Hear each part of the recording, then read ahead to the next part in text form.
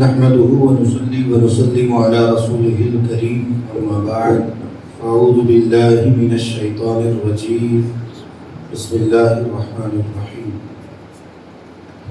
إن هذا القرآن يهدي للتي هي أقوم آمنت بالله صدق الله مولانا العظيم وبلغنا رسوله النبي الأمين الكريم ونحن على ذلك لمن الشاهدين والشاكرين والحمد لله رب العالمین۔ آئیے انتہائی عقیدت و محبت و احترام کے ساتھ مدینے کی جانب لگا کر بھیک دینے والے داتا و آقا مدینے کے تاجدار دونوں عالم کے مالک و مختار سید ابرار و اخیار نائب پروردگار ہم گنہگاروں کے غمخوار گلشن ہستی کے غریب فصل بہار سیاح لامکان سید انس و جاں حضور احمد مجتبی محمد مصطفیٰ صلی اللہ علیہ وآلہ وسلم کی بارگاہ ناز میں عقیدت و محبت و احترام کے ساتھ درود شریف کا ہدیہ نشاور کریں۔ پڑھیے بابا زبیت اللہم صلی علی سیدنا و مولانا محمد معدن الجود والکرم وآلہ وبارک وسلم صلاۃ و سلام علیک یا رسول اللہ صلی اللہ تعالی علیہ وسلم۔ ایک مرتبہ اور عقیدت و محبت کے ساتھ درود و سلام کا نظرانہ پیش کریں۔ اللہم صلی علی سیدنا محمد معدن الجود والکرم وآلہ وبارک وسلم صلاۃ و سلام علیک یا رسول اللہ صلی اللہ تعالی علیہ وسلم۔ کل معزز تھے زمانے میں مسلمان ہو کر، کل معزز تھے زمانے میں مسلمان ہو کر، آج ہم خار ہوئے تارک قرآن ہو کر۔ آفاق کے ہر گوشے میں قرآن سنا کے دم لیں گے، اب رکنا نہیں اب تھمنا نہیں، فردوس میں جا کے دم لیں گے۔ رکنا نہیں اب تھمنا نہیں، فردوس میں جا کے دم لیں گے۔ محترم حضرات، مختصر سی گفتگو میں آج میں چند چیزوں کی طرف آپ کی توجہ دلانا چاہوں گا۔ آیت مطلوعہ میں قرآن مجید کی جس آیت کا میں نے تلاوت کا شرف حاصل کیا، اللہ ارشاد فرماتا ہے بے شک یہ قرآن سب سے سیدھے راستے کی جانب رہنمائی کرتا ہے۔ قرآن مجید ایک ایسی کتاب حکمت ہے، ایک ایسی کتاب نور ہے کہ جو اس کتاب کو اپنے دامن سے وابستہ کر لیتا ہے، اس کی رسی کو اپنے ہاتھ سے پکڑ لیتا ہے تو وہ نہ کبھی گمراہ ہو سکتا ہے اور نہ ہی وہ کبھی نقصان اٹھا سکتا ہے، کیونکہ یہ قرآن ہے ہی کہ سب سے سیدھے راستے کی جانب رہنمائی ہے۔ آج امت مسلمہ کو جو معاملات درپیش ہیں، وہ ایجوکیشن کا معاملہ ہو یا اقتدار کا معاملہ ہو یا پھر پوری دنیا کے اندر مسلمانوں کے دشمنان اسلام جو ہیں وہ بڑی تیزی کے ساتھ جو پھیل رہے ہیں، ان کو کم کرنے، ان کے خد و خال کا معاملہ ہو، اس کو ہم کیسے ختم کر سکتے ہیں اور اپنے کھوئے ہوئے مقام کو کیسے پا سکتے ہیں، اس حوالے سے قرآن مجید نے جو ہمیں اصول بتائے ہیں ان اصولوں پر چلنا ہوگا۔ سب سے پہلے قرآن کا انسان بننا بہت ضروری ہے۔ آج ہم جو انسان ہیں وہ اپنی طبیعت کے انسان ہیں۔ قرآن کا انسان اگر لوگوں کو سمجھ میں آ جائے اور قرآن کے حسن کا جو نقاب ہے، جو پردہ ہے، وہ قرآن کے انسان کے حسن سے اٹھ جائے تو دنیا کا ہر انسان قرآن کا انسان بننا چاہے گا۔ اب بتائیں کہ قرآن مجید نے انسانوں کو کتنی عزت عطا فرمائی ہے۔ اتنی عزت دنیا کی کسی قوم نے، دنیا کی کسی کتاب نے نہیں فرمائی ہے۔ آپ فلاسفہ کو اٹھا کر دیکھیں، سائنس کو اٹھا کر دیکھیں تو انسانوں کے حوالے سے جو وہ تعریف کرتے ہیں، فلاسفہ یہ کہتے ہیں کہ انسان تو باقاعدہ بندروں کی ترقی یافتہ چیز کا نام انسان ہے۔ یعنی بندر تھا، پہلے اس کی دم تھی، وہ دم کٹی اور وہ 4 پاؤں پہ چلتا تھا، اب 2 پر چلنے لگا، اس لیے اس کا اگلا پاؤں جو تھا وہ ہاتھ بن گیا، یہی انسان ہے۔ اور دنیا انسان کی تعریف یہ پیش کرتی ہے کہ ماں کی گود سے قبر کی گود تک انسان کی کل زندگی یہی ہے، یہ دنیا پیش کرتی ہے، اور ہمارے نظر میں بھی یہ ہماری زندگی ہم یہی سمجھتے ہیں کہ انسان ماں کی گود سے قبر کی گود تک ہے، اس کے علاوہ پھر اس کی زندگی کا کوئی شعور نہیں، کوئی تصور نہیں ہے۔ اب میں بتانا چاہوں گا کہ قرآن مجید نے انسانوں کو کتنی ترقی اور کتنی عزت عطا فرمائی۔ جب قرآن انسانوں کی تعریف کرتا ہے تو کیا ارشاد فرماتا ہے؟ لَقَدْ خَلَقْنَا الْإِنسَانَ فِي أَحْسَنِ تَقْوِيمٍ، اے انسانوں کو بندر کی ترقی یافتہ شے کہنے والوں، اپنی آنکھوں کو کھولو۔ قرآن بڑی عزت کے ساتھ کہتا ہے انسان اللہ کا وہ شاہکار ہے جس کو اللہ تعالیٰ نے تمام مخلوق میں سب سے حسین پیرائے پر پیدا فرمایا ہے، سب سے حسین پیرائے پر۔ لَقَدْ خَلَقْنَا الْإِنسَانَ فِي أَحْسَنِ تَقْوِيمٍ، کہ اللہ تعالیٰ ہم نے انسان کو سب سے حسین پیرائے پر پیدا فرمایا۔ آپ یہ حسن باقی کیسے رہے گا؟ آج ہم اس حسن کو کی بقا کے لیے سمجھتے ہیں کہ دولت کی فراوانی ہو تب انسان کا یہ حسن باقی ہوگا، عزت و اقتدار ہو اور اس کے بعد رہنے کے لیے عیش و عشرت کی بہت ساری چیزیں ہوں، تب جا کر ہم اس کے حسن کو باقی رکھ سکتے ہیں۔ اللہ تعالیٰ ارشاد فرماتا ہے حسن کو باقی رکھنے کے لیے دنیا کی کسی اقتدار سے انسانوں کا حسن باقی نہیں رہے گا۔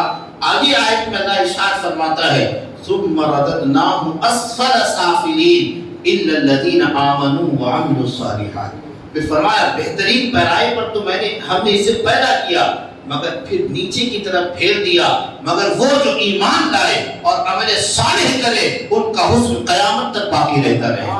اب بتائیے حسن انسان یہ ہے کہ وہ ایمان لائے، انسان کے جو تخلیق کا حسن ہے وہ یہ ہے کہ ایمان کے بعد عمل صالح کرتا ہوا نظر آئے، تب جا کر اس کا حسن باقی رہے گا۔ اقتدار کچھ بھی حاصل کر لے، اگر گناہوں کی طرف جا رہا ہے، کفر کی طرف جا رہا ہے، گمراہیت کی طرف جا رہا ہے، تو یاد رکھیے کہ وہ اپنے حسن پر باقی نہیں ہے، اللہ تعالیٰ نے اسے پستی کی طرف پھیر دیا ہے۔ اگر حسن باقی رہنا ہے تو پھر ایمان اور عمل صالح یہ دونوں ضروری ہے۔ اب آئیے قرآن انسان کی تیسری جگہ تعریف کرتا ہے، کتنی عزت عطا فرمائی۔ قرآن کا انسان بننے کی کوشش کرے۔ قرآن فرماتا لقد کرمنا بنی آدم، اس کائنات میں اللہ تعالیٰ نے بہت ساری مخلوقات کو پیدا فرمایا، حتیٰ کہ فرشتے بھی پیدا فرمایا۔ فرشتوں کی شان کیا ہے کہ فرشتے گناہ نہیں کرتے ہیں، وہ معصوم ہوتے ہیں۔ وَيَفْعَلُونَ مَا يُؤْمَرُونَ، وہ وہی کرتے ہیں جو انہیں حکم دیا جاتا ہے۔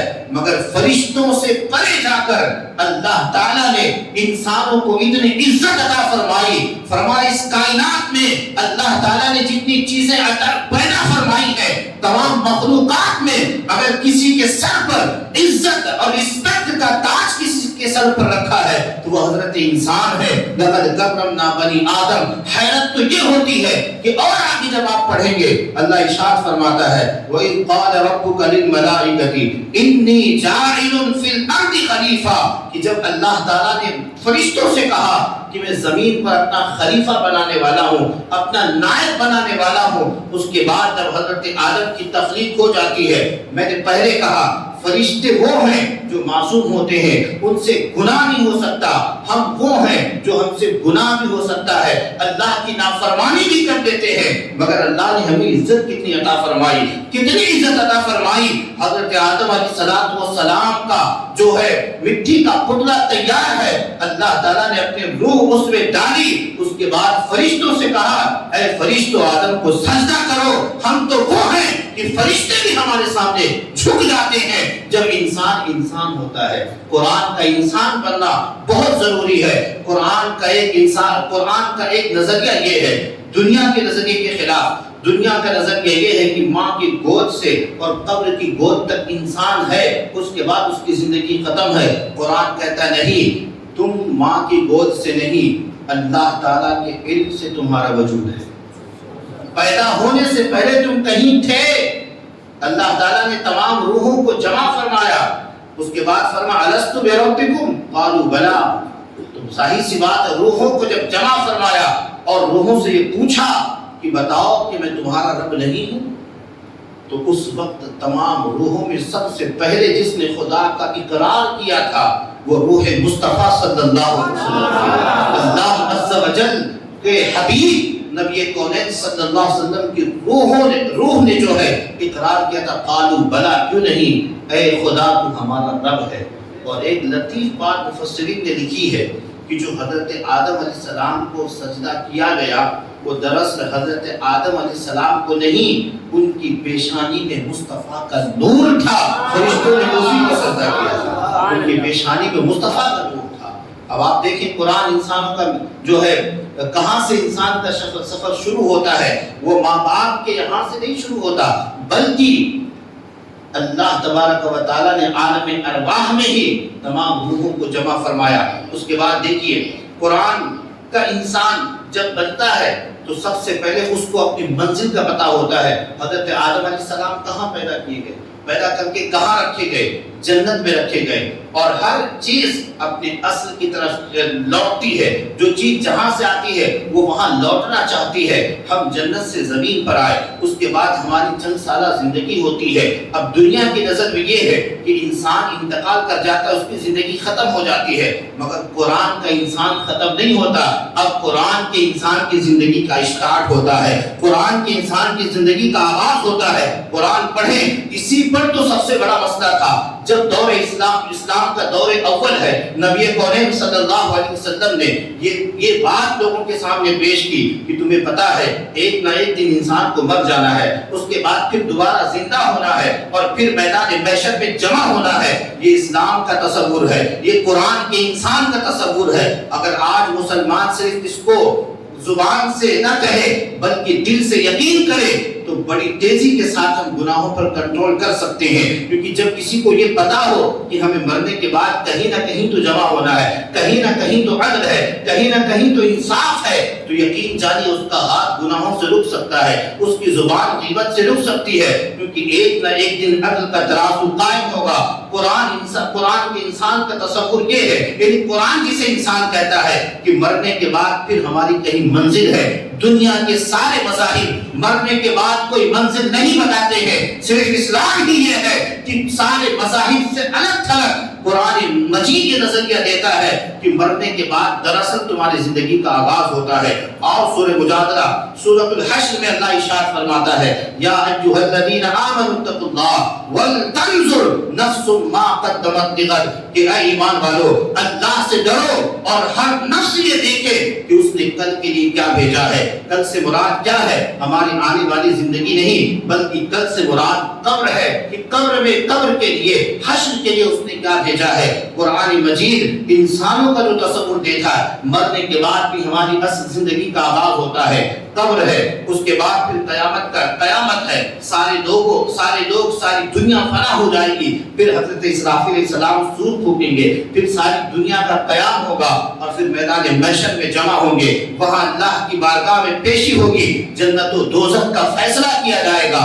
یہ انسان یہ تصور جو ہے یہ قرآن ہمیں عطا فرماتا ہے۔ چاہیے کہ ہم قرآن مجید کے بتائے ہوئے انسان کے مطابق انسان بن جائیں، تو یقین جانو یہاں بھی کامیاب ہو جائیں گے اور وہاں بھی کامیاب ہو جائیں گے۔ یاد رکھیں قرآن مجید صرف اور صرف تلاوت قرآن یا گھر کے اوپننگ کے لیے یا صرف موت کے وقت موت کو آسان بنانے کے لیے جو ہے یہ قرآن صرف نازل نہیں ہوا، بلکہ قرآن مجید میں تدبر کریں، تفکر کریں، غور و فکر کریں۔ قرآن مجید نے جب بات کی ہے مالداری کے حوالے سے کہ کون سا علاقہ سب سے زیادہ مالدار ہوتا ہے، تو سمندری علاقوں کے حوالے سے فرمایا کہ سمندری علاقے زیادہ مالدار ہوتے ہیں۔ سمندر کے تہوں میں جا کر موتیوں کے حوالے سے ذکر کیا۔ قرآن مجید نے کئی مقامات پر لعلکم تتقون ارباب کا لفظ لایا تاکہ تم غور کرتے، تاکہ تم فکر کرتے، مگر امت مسلمہ کی حالت یہ ہے کہ قرآن کو ابھی پڑھ نہ سکے،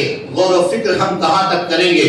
یاد رکھیں قرآن مجید جو ہمیں تصور پیش کرتا ہے، اگر ہم اس تصور کی طرف جائیں، سب سے پہلا تصور جو قرآن پیش کرتا ہے اور جس میں ہم بڑی تیزی کے ساتھ دھوکہ کھاتے وہ یہ ہے قرآن کہتا ہے یہ سب سے سیدھی راہ قرآن تمہیں بتائے گا.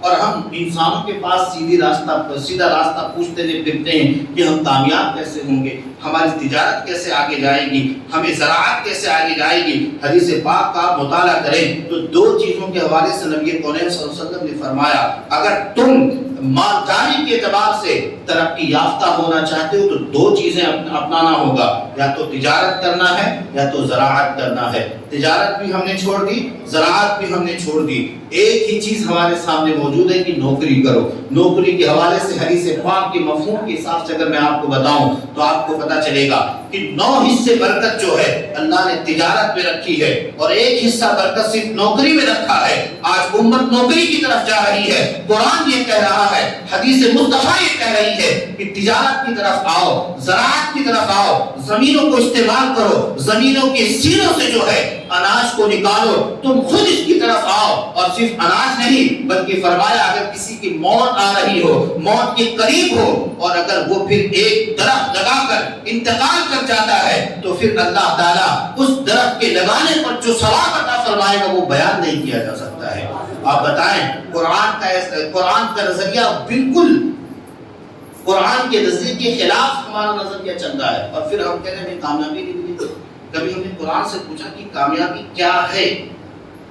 ہمارے نظریے کے مطابق کامیابی یہ ہے کہ دنیا کا اقتدار حاصل ہو, دنیا میں کوئی تکلیف نہ ہو, دنیا میں کوئی پریشانی نہ ہو, کوئی غم نہ ہو, کوئی مصیبت نہ ہو. میں کہتا ہوں کہ ایسا ہو ہی نہیں سکتا کہ دنیا میں کوئی مصیبت ہو نہ, کیونکہ حضور کی حدیث ہے نا الدنیا سجن للمومن, دنیا مومن کے لیے قید خانہ ہے. مومن کے لیے قید خانہ. آپ یہ چاہو کہ یہاں کوئی پریشانی, اگر آپ یہ چاہتے ہیں یہاں کوئی پریشانی نہ ہو تو پھر اسے جنت بنانا پڑے. جنت ہی وہ جگہ جہاں کوئی پریشانی نہیں, کوئی غم نہیں ہے, وہاں کوئی بوڑھا نہیں ہوگا, 30 سال کی عمر سے کوئی زیادہ نہیں ہوگا. یہ جنت کا تصور ہم دنیا میں پانا چاہتے ہیں, اور جبکہ حدیث یہ کہہ رہی ہے کہ جنت کا تصور تم دنیا میں نہیں پا سکتے. یہاں پریشانیاں آئیں گی. اصل پریشانی کیا ہے ہم اس کو نہیں سمجھ پائے. قرآن جسے پریشانی کہتا ہے ہم اسے پریشانی نہیں سمجھتے, اور قرآن جس کے ذریعے سے ہمارے گناہوں کو مٹانا چاہتا ہے, حدیث مصطفیٰ جس کے ذریعے سے گناہوں کو مٹانا چاہتی ہے, آج ہم اسے پریشانی کہتے ہیں. پریشانی یہی نظریہ اگر ہم آپ چینج کریں تو یقین جانو بڑی تیزی کے ساتھ ہم کامیاب ہو سکتے ہیں, سکون کی زندگی گزار سکتے ہیں. ہمارے یہاں پریشانی یہ ہے کہ بیمار رہتے ہیں ہمیشہ.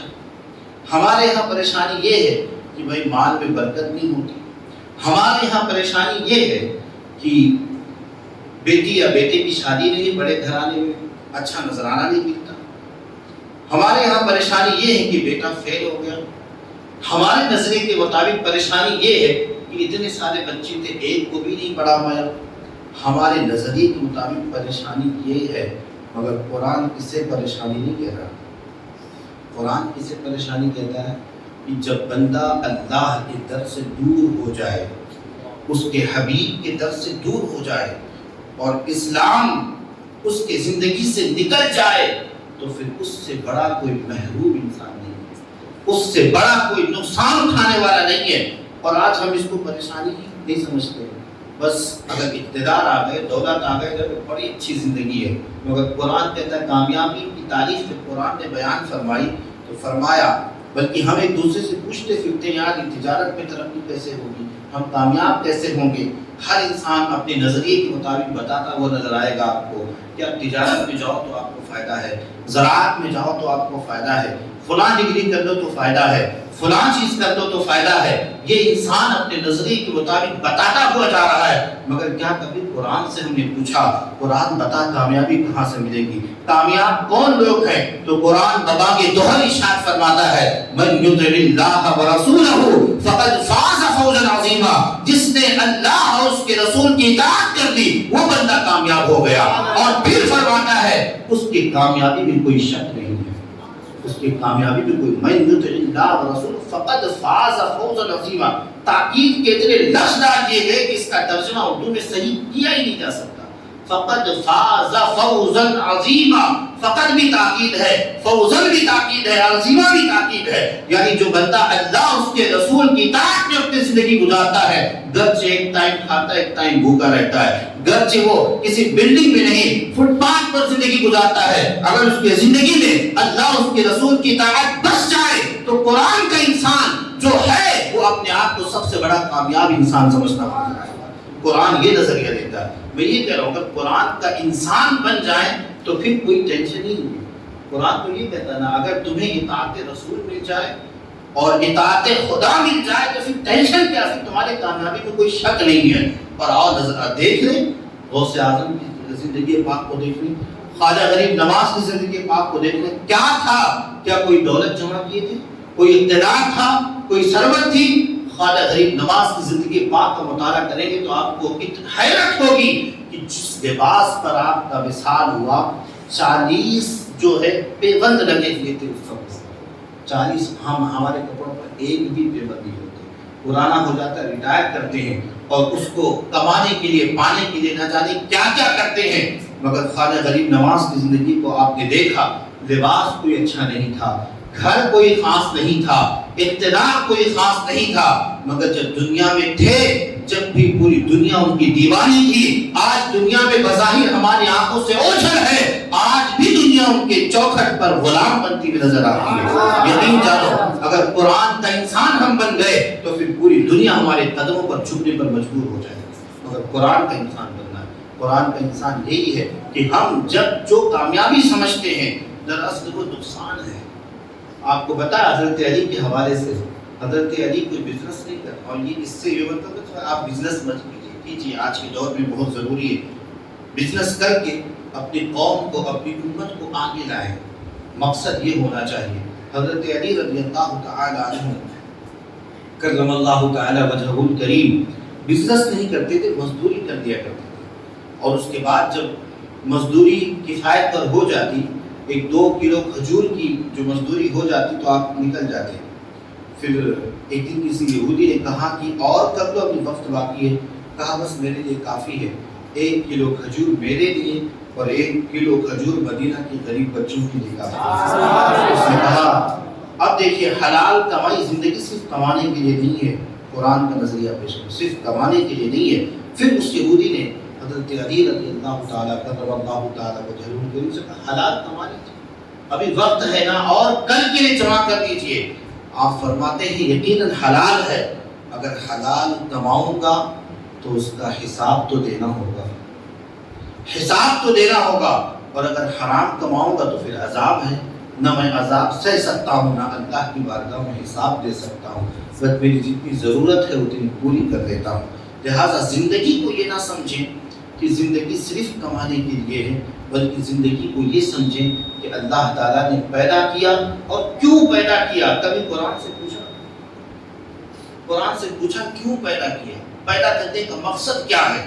اسی مقصد کو بھول گئے. مقاصد نزول قرآن ہمارے یہاں ظاہر سی بات ہے انسان کا جو مقصد ہوگا پورا دن وہی کرے گا. جیسے آج آپ کے گھر میں دعوت ہے تو آج صبح سے ذہن میں وہی بات چلے گی، ارے اب بازار جانا ہے، سبزی لانا ہے، یہ لانا ہے، وہ لانا ہے. یہ سارے انتظام کرتے ہیں کیونکہ آپ کے ذہن میں ایک مقصد بیٹھا ہوا ہے کہ شام کے وقت مہمان ہمارے گھر پر آئیں گے تو صبح سے اس کے فراق میں لگے ہیں، صبح سے ہی اس کے انتظام میں لگے ہیں. پیدا ہوتے ہی اگر ہمارے کانوں میں ہمارے پیدا ہونے کا مقصد اگر بتا دیا جاتا اور ہم یہ سمجھ لیتے کہ ہمارے پیدا کرنے کا مقصد کیا ہے تو ہم اس مقصد کی طرف چلتے. مگر پیدا کرنے کا مقصد نہ ہمیں بتایا جاتا ہے اور نہ ہم اس کو سیکھنے کی کوشش کرتے ہیں. جیسے ہی بچہ بڑا ہوتا ہے تو ماں کے ذہن میں اور والدین جو ہے اپنے بچے کے ذہن میں یہی ڈالتے ہیں بیٹا بہترین ڈگری حاصل کرنی ہے، بہترین ایجوکیشن حاصل کرنا ہے، بہترین تعلیم حاصل کرنی ہے، اچھے سے اچھے اسکول سے فارغ ہو کر بہترین جگہ پر تمہیں ڈیوٹی کرنا ہے، یہ بننا ہے، وہ بننا ہے. والدین ہمارے اپنے بچوں کے ذہن میں یہی کانسیپٹ ڈالتے ہیں اور یہی مطمع نظر ان کا ہوتا ہے. مگر کاش قرآن سے پوچھا ہوتا قرآن بتا کیوں پیدا کیا گیا ہے. کبھی اس پر سوچو کیوں پیدا کیا گیا. قرآن بابا کے دوہل ارشاد فرماتا وما خلقت الجن والانس الا لیعبدون. قرآن فرماتا ہے کہ انسان اور جنات کو صرف اور صرف اللہ نے اپنی عبادت کے لیے پیدا فرمایا ہے، اپنی عبادت کے لیے پیدا فرمایا ہے۔ اب آپ دیکھیں عبادت کے کئی نظریے ہو سکتے ہیں، کئی طریقے سے عبادت ہو سکتی ہے۔ ایک بندہ اگر کمانے کے لیے نکل رہا ہے، اس کے ذہن میں تصور یہ ہے کہ میں حلال کماؤں گا، حرام سے بچوں گا، تو جتنے وقت وہ حلال رزق کی تلاش میں رہتا ہے اللہ تعالیٰ اسے عبادت کا ثواب عطا فرماتا ہے۔ اور پھر جو ہے جب وہ حلال رزق لے جا کر اپنے بال بچوں کو کھلاتا ہے تو یہ نہ سمجھے میرا رائقہ ہے، اللہ تبارک و تعالیٰ اس کے اس حلال رزق پر جو ثواب عطا فرماتا ہے وہ یہ کہ اللہ تعالیٰ اپنے بال بچوں پر جو اس نے جو ہے خرچ کیا ہے اللہ تعالیٰ اسے صدقہ کرنے کا ثواب عطا فرماتا ہے۔ ایک تو جب وہ تلاش کے لیے نکلا تو بھی عبادت ہے، اور تلاش کر کے جو چیز لے آیا اپنے بال بچوں کو رزق حلال کھلا رہا ہے تو وہ بھی اللہ کی بارگاہ میں صدقہ بن جایا کرتا ہے۔ آپ دیکھیں قرآن کا انسان، قرآن کا نظریہ یہ ہے، ہمارا نظریہ کچھ اور ہے۔ قرآن تو یہ کہہ رہا ہے تمہیں اللہ کی عبادت کے لیے پیدا کیا گیا۔ اب عبادت کے لیے کھانے کی ضرورت ہے، اس لیے اسے حاصل کر لو۔ عبادت کے لیے سب سے بڑی چیز علم کی ضرورت ہے، بغیر علم کے کوئی بندہ اللہ کی عبادت نہیں کر سکتا ہے۔ یہی وجہ ہے کہ ایک شخص اگر علم دین حاصل کر کے ایک مسئلہ سیکھ کر سو جاتا ہے اور ایک جاہل پوری رات عبادت کرتا ہے تو جب اس کے ثواب کا توازن کیا جائے، اس کے ثواب کا مقابلہ کیا جائے تو فرمایا گیا کہ وہ شخص جو دین کا ایک مسئلہ سیکھ کر سو جاتا ہے اس رات بھر کے عبادت کرنے والے سے افضل ہے وہ بندہ۔ آپ بتائیں کہ علم دین کا تصور ہمارے یہاں کہاں ہے؟ آج بڑی تیزی کے ساتھ لا علمی کی وجہ سے گمراہیت کی طرف ہم جا رہے ہیں۔ قرآن سمجھ کر پڑھنا تو دور کی بات ہے، ہمیں دیکھ کر بھی پڑھنا نہیں آتا۔ یاد رکھیں چند چیزوں کے حقوق ہوتے ہیں، ان حقوق کو ادا کرنا انسان پر ضروری ہوتا ہے۔ انہی حقوق میں سے قرآن مجید کے چند حقوق ہیں۔ اگر ہم مسلمان ہیں تو سب سے پہلا حق یہ بنتا ہے ہمارا، کیونکہ قرآن مجید کے نزول کی رات ہے اس لیے میں حق بتا دوں۔ حق یہ ہے، سب سے پہلا حق یہ ہے قرآن مجید کا ہمارے اوپر کہ ہم اس کو اللہ کی کتاب مانیں، اس پر ایمان لائیں۔ اس کے بعد دوسرا حق یہ ہے کہ اس کی تلاوت کریں، دوسرا حق یہ ہے کہ اس کی تلاوت کریں۔ اب تلاوت کے حوالے سے قرآن ہمیں کچھ ضابطے عطا فرماتا ہے، کچھ قانون عطا فرماتا ہے۔ بغیر اس قانون کو سیکھے ہوئے قرآن مجید کی تلاوت ہم نہیں کر سکتے۔ اللہ ارشاد فرماتا ہے وَرَتِّلِ الْقُرْآنَ تَرْتِیلًا، قرآن مجید کو ٹھہر ٹھہر کر پڑھو، اور جب بندہ ٹھہر ٹھہر کر پڑھتا ہے تو اس کی نورانیت اس کے دل میں اترتی ہے، اس کی نورانیت اس کے دل میں اترتی ہے۔ پھر فرمایا گیا دلوں کو دھلنا چاہتے ہو؟ مثال دے کر حدیث پاک میں فرمایا گیا کہ جیسے اگر لوہے پر زنگ لگ جائے تو اس کو آگ میں جلایا جاتا ہے، وہ زنگ دور ہو جاتا ہے، ایسے ہی اگر کسی کے دل پر گناہوں کا دھبا لگا ہو، گناہوں کا دھبا ہو اور اس کے دل پر نصیحتیں اثر نہ کرتی ہوں تو دو چیزیں کرو، بہت جلد تمہارا دل دھل جائے گا۔ دو چیزیں کیا ہیں؟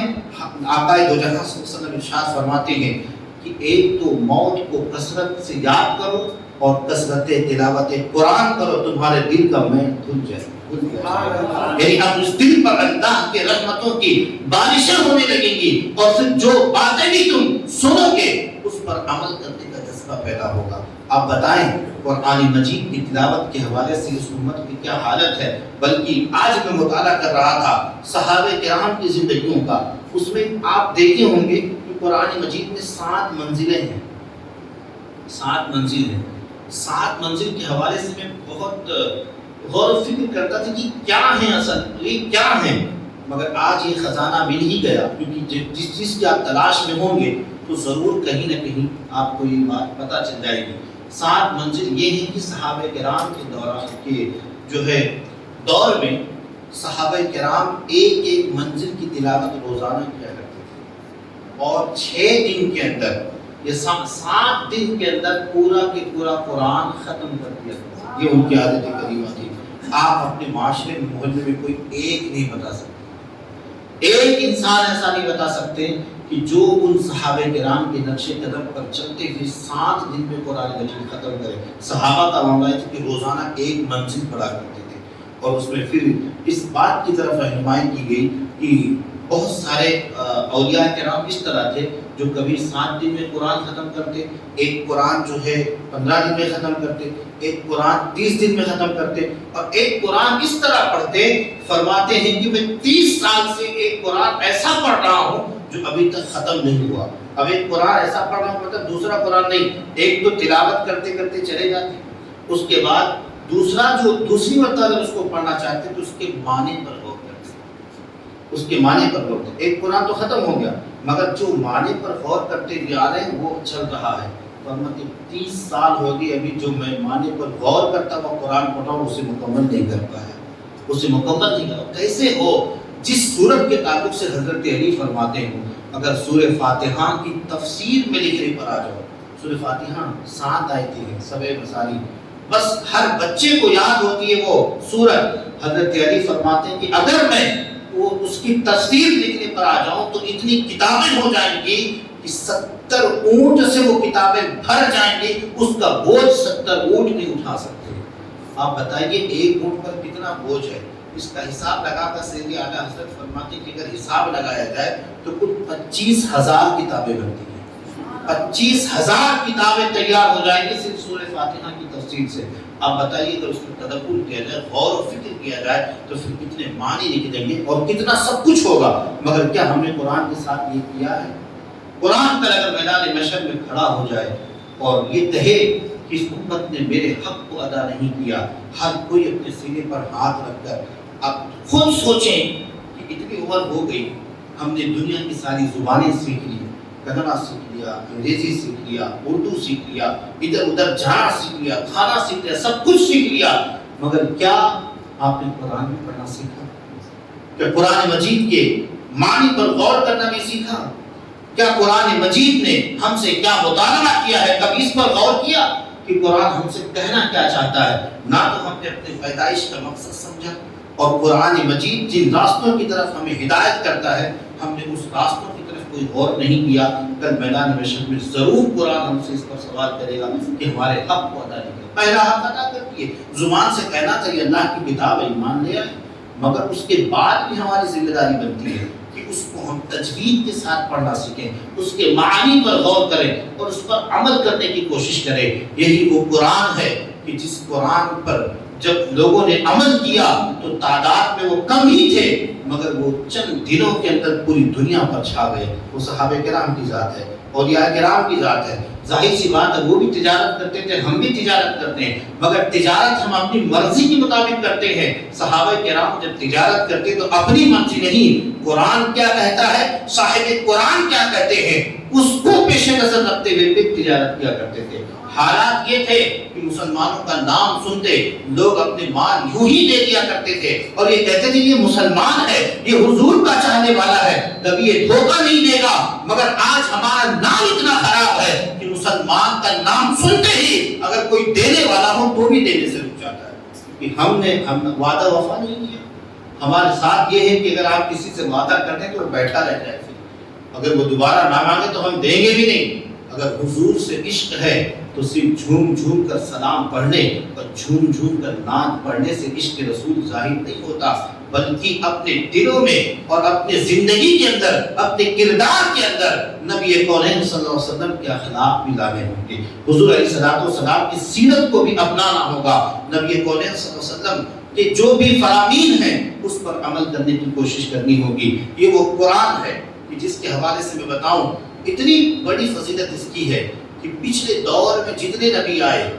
انہوں نے جو جو بھی معجزات دکھائے وہ معجزات ان کی قوم تک محدود تھے، آگے نہیں چل سکے۔ مثلا حضرت داؤد علیہ السلام کے دور میں ان کو جو معجزہ دیا گیا وہ معجزہ تھا لوہے کا، بہت دورہ تھا، لوہے سے لوگ زرہیں بناتے، سامان بناتے، سب کچھ بناتے، مگر حضرت داؤد علیہ السلام کو جو معجزہ دیا گیا وہ یہ کہ اپنے ہاتھ میں لوہے کے لوٹے لوہا نرم ہو جاتا اور جس طرح اسے دبانا چاہتے دبا دیتے وہ بن جاتا۔ یہ حضرت داؤد علیہ السلام کا تھا۔ اسی طریقے سے حضرت موسیٰ علیہ السلام کے دور میں جادوگری بڑی عروج پر تھی، جادوگر بڑے عروج پر تھے، تو آپ کو جو معجزہ دیا گیا وہ عصا کا معجزہ دیا گیا، اتنا زبردست تھا کہ وہ عصا جو زمین پر باندھتے تو کئی سانپوں کو نکل جاتا، پھر وہ عصا زمین پر گاڑتے تو درخت بن کر پھل دینے لگتا، اسی عصا سے چھاؤں لیتے، اسی عصا سے بکریاں چلاتے۔ تو حضرت موسیٰ علیہ السلام کو یہ عصا کا معجزہ دیا گیا، یہ بیضا کا معجزہ دیا گیا، مگر وہ معجزہ کب تک تھا؟ جب تک حضرت موسیٰ علیہ السلام اسے دکھاتے۔ اب قرآن کا مقام سمجھانے میں بڑے دھیان سے سنیے گا، یہ جب تک اسے دکھاتے ان کی امت اسی وقت تک اسے دیکھ سکتی تھی، اس کے بعد اس معجزے کو نہیں دیکھ سکتی تھی، جو سامنے موجود ہوتے وہی دیکھتے۔ حضرت عیسیٰ علیہ السلام کے دور میں طب کا بڑا عروج تھا، ہر مرض کی دوا انہوں نے تلاش کر دی تھی، طب یونان بڑے عروج پر تھا، ہر مرض، مگر 3 مرض کی دوا انہوں نے نہیں پایا تھا۔ ایک تو مادر ذات، اندھے کو صحیح نہیں کر سکتے تھے، کوڑی کو صحیح نہیں کر سکتے تھے، اور موت کی کوئی دوا ان کے پاس نہیں تھی۔ مگر حضرت عیسیٰ علیہ السلام جب تشریف لائے تو اللہ تعالیٰ نے آپ کو ایسا معجزہ دیا کہ کوڑھی کے جسم پر ہاتھ پھیرتے صحیح سالم ہو جاتا، مادر ذات اندھے کے آنکھ پر ہاتھ لگاتے اللہ اسے بینائی عطا فرما دیتا، مردے کو اگر ٹھوکر مار دیتے وہ باتیں کرنے لگتا تھا، وہ زندہ ہو جایا کرتا تھا۔ اب اگر حضرت عیسیٰ علیہ السلام کو اتنا بڑا مقام اللہ تعالیٰ نے عطا فرمایا تو جو عیسیٰ کا بھی نبی ہو اس کو کتنا بڑا مقام عطا فرمایا، حضور علیہ السلام کو کتنا بڑا مقام عطا فرمایا ہوگا۔ مگر یہ معجزہ حضرت عیسیٰ علیہ السلام کے دور تک محدود تھا، جہاں جہاں مردے کو زندہ کیے لوگوں نے دیکھا، آگے نہیں دیکھ سکے۔ مگر قربان جائے نبی کونین صلی اللہ علیہ وسلم کو جو معجزہ دیا گیا، اور سب سے بڑا معجزہ جو دیا گیا وہ قیامت تک لوگ اسے دیکھتے رہیں گے، اور وہ قرآن کا معجزہ ہے۔ معجزہ اسے ہی کہتے ہیں جس کے مثل کوئی بنا نہ سکے، جس کے مثل کوئی لا نہ سکے، جیسا کوئی کر نہ سکے، اسے معجزہ کہتے ہیں۔ عالی طور پر انسان جسے نہ کر سکے اسے معجزہ کہتے ہیں۔ حضور علیہ السلام کا یہ قرآن کا جو معجزہ ہے یہ ہم بھی اپنے آنکھوں سے دیکھ رہے ہیں، ہم بھی اپنی آنکھوں سے دیکھ رہے ہیں۔ یہ معجزہ کیسے ہے؟ قرآن مجید نے کئی مقام پر اپنے دشمنوں کو للکارا ہے کہ اگر تم مجھے اللہ کی کتاب ماننے سے انکار کرتے ہو تو مجھ جیسی کوئی کتاب نہیں ہو، مجھ جیسا ایسا بنا نہ ہو۔ مگر آج تک 1400 سال سے لے کر اب تک قرآن کا اعلان اب بھی موجود ہے، کوئی ایک فرد نہیں لا سکا قرآن کے جیسا۔ لوگوں نے بنانے کی کوشش کی، خود بنا کر ہنسنے لگے۔ اب ایک مثال آپ کے سامنے پیش کروں، القاریہ تو ملقاریہ وما ادراک ملقاریہ۔ اس کے مقابل میں متنبی ایک شاعر ہے، وہ علماء جانتے ہیں، اس نے جو ہے قرآن کے مقابل میں سورت بنانے کی کوشش کی۔ القاریہ کا مطلب وہ ہے چکھاڑ دینے والی، کانوں کے پردے پھاڑ دینے والی، اور تم کیا جانو جو کانوں کے پردے پھاڑ دے گی۔ اس طریقے سے یہ قرآن کا مضمون ہے، یعنی انسان کے ذہن میں ایک چیز آتی ہے، ارے یار وہ کیسی چیز ہوگی جو بالکل کانوں کے پردے پھٹ جائیں گے، وہ آواز کیسی ہوگی، وہ چکھاڑ کیسی ہوگی۔ اور پھر فرمایا اللہ کہ تم کیا جانو وہ کیا ہے۔ انسان حیرت میں کہ وہ ہے کیا، انسان حیرت میں وہ ہے کیا۔ لوگوں نے لفظ تو جوڑنے کی کوشش کی مگر معنویت تک نہیں پہنچ پائے۔ متنبی نے کہا الفیل ملفیل وما ادراک ملفیل، یعنی الفیل عربی میں ہاتھی کو کہتے ہیں۔ اس نے قرآن کے مثل بنانا چاہا تو پھر اس نے کہا ہاتھی، اور کیا جانو ہاتھی کیا ہے، آپ بتاؤ۔ جیسے اس نے ہاتھی کہا انسان کے ذہن میں بات آ گئی کہ یہ ہاتھی کی بات کر رہا ہے۔ اب پھر کہے وما ادراک ملفیل، ہاتھی کیا ہے، تو انسان ہنسے گا، ارے پہلے ہی میں ہاتھی میرے ذہن میں آ گئی، میں سمجھ گیا، اب یہ تو کیا کہتا ہاتھی کیا ہے۔ ہاتھی وہ ہے جو بڑا جسامت رکھتا ہو، ہاتھی وہ ہے جو 4 پاؤں رکھتا ہو، جس کے سونڈ ہو وہی ہاتھی ہے۔ لوگ بنا کر خود ہنسنے لگا، ارے یہ کیا بن گیا، میں تو قرآن کا مقابلہ کرنے چلا تھا مگر یہ قرآن نہیں، یہ تو لوگ ہنسی مذاق کرنے لگے۔ آپ اندازہ لگائیں، اس طریقے سے کئی لوگوں نے ناپاک کوششیں کی مگر قرآن کا مثل نہیں لا سکے۔